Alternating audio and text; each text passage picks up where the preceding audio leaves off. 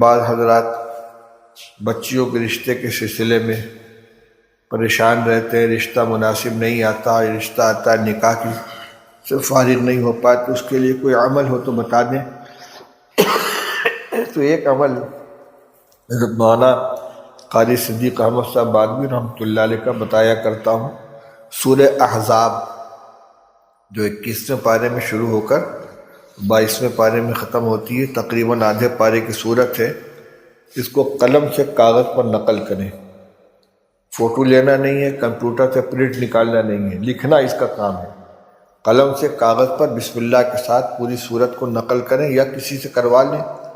اعراب نہ بھی لگائیں تو کوئی ضروری نہیں ہے، آیتیں سب آ جائیں۔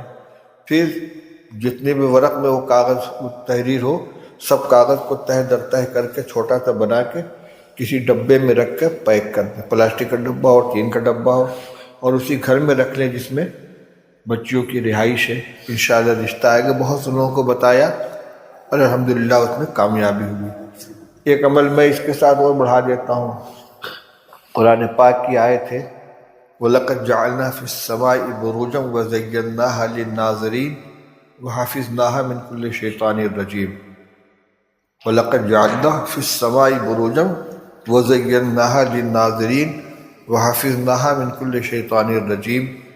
یا تو اس آیت کو پڑھ کر بچیوں کے اوپر دم کر دیا کریں، اور اگر نہیں کر سکتے تو کسی کاغذ پہ لکھ کر تعویذ کی شکل میں بنا کر پہنا دیں یا بازو پہ باندھ دیں۔